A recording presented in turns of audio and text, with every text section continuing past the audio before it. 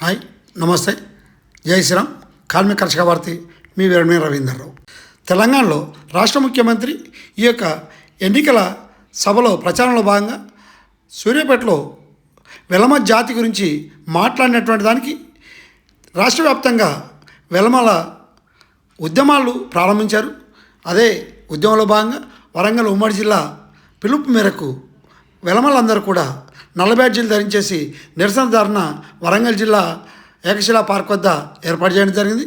ఈ యొక్క ధర్నానికి అధ్యక్షులుగా ఉమ్మడి వరంగల్ జిల్లా అధ్యక్షులు నడిపల్లి వెంకటేశ్వరరావు గారు అధ్యక్షత వహించగా ప్రధాన కార్యదర్శి ప్రవీణ్ రావు గారు కార్యక్రమాన్ని ప్రారంభం చేసేసి కార్యవర్గ సభ్యులతో పాటు ఉమ్మడి వరంగల్ జిల్లాలో ఉన్నటువంటి వారు ముఖ్యులు ఈ యొక్క కార్యక్రమంలో పాల్గొన్నారు. ఈ కార్యక్రమాన్ని ఉద్యమాన్ని ఉధృతం చేసేసి ముఖ్యమంత్రి ఏదైతే వారు చేసినటువంటి వ్యాఖ్యలను వెనక్కి తీసుకోవాలి, క్షమాపణ చెప్పాలి, లేదంటే ఇది రాష్ట్ర వ్యాప్త ఉద్యమంగా చేపడతామనేటువంటి వారు ఇచ్చినటువంటి పిలుపు భాగమై ఈ యొక్క ధర్నా అనేది కూడా వారు చెప్పారు.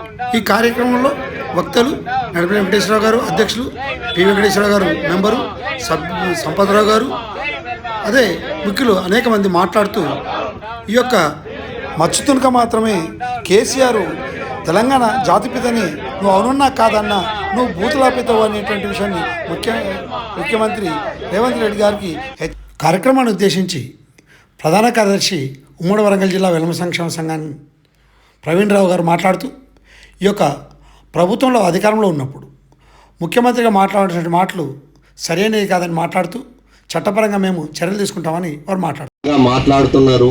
దయచేసి అంటే ఈ కోర్ట్స్ కానీ న్యాయస్థానం జ్యుడిషియరీ ఉంది, వాళ్ళందరూ కేసుని వెల్మ సంక్షేమ సంఘం ఉమ్మడి వరంగల్ జిల్లా ఉపాధ్యక్షులు శ్యాంసుందర్రావు గారు మాట్లాడుతూ ముఖ్యమంత్రి యొక్క పోకడలని, ముఖ్యమంత్రి యొక్క విధానాన్ని వారు ఖండిస్తూ ఈ యొక్క సమాజంలో తీసుకొని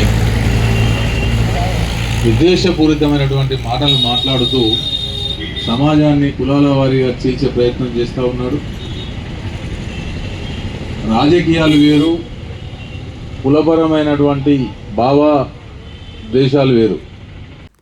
గోపాల్పూర్ సంఘ అధ్యక్షులు బుచ్చిబాబు గారు మాట్లాడుతూ రేవంత్ రెడ్డి గారిని కుక్కకు కనుక సింహాసనం మీద కూర్చొనిపెట్టినట్టు అనేటువంటి సామెతతో వారి యొక్క పరిపాలన మీద వారు దుమ్మెత్తిపోశారు.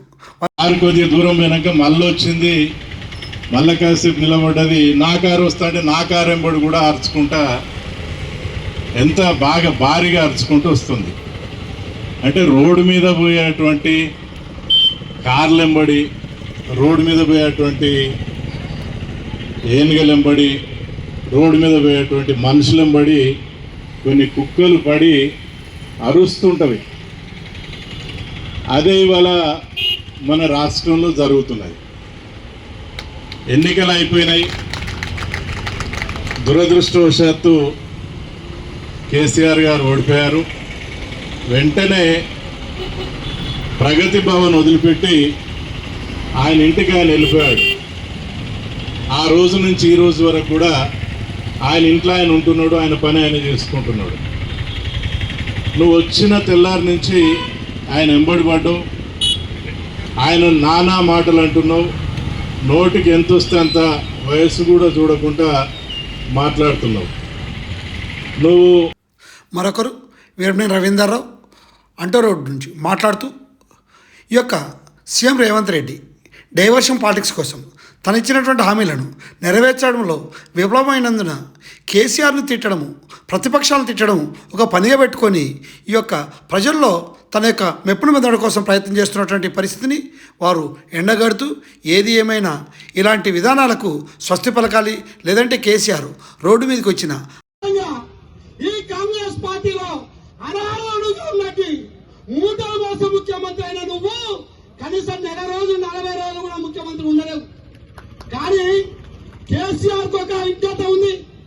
కేసీఆర్ 14 సంవత్సరాలు ఉద్యమం నడిపి ఈ తెలంగాణ తీసుకొచ్చేటువంటి అనుభవం ఉన్నటువంటి వ్యక్తిగా ఉంది. ఈ తెలంగాణలో 10 సంవత్సరాలు పరిపాలన చేసినప్పుడు నీళ్లు తీసుకొచ్చి రైతుల కళ్ళలో వెలుగు చూసి 24 గంటల కరెంట్ ఇచ్చి 2,240,000 రూపాయలు పెన్షన్ చేసి రైతు బంధు ఇచ్చి అనేక ఉద్యమాలు అనేక కార్యక్రమాలు చేసినటువంటి మహా వ్యక్తిగతను.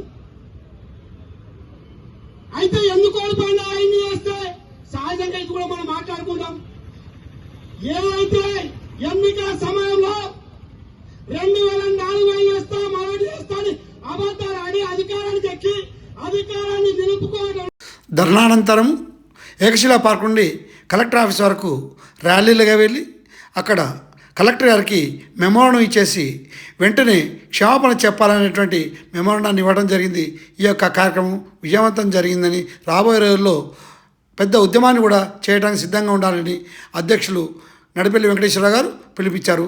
జై జవాన్, జై కిసాన్, జై భారత్, భారత్ మాతాకి జై, జై తెలంగాణ.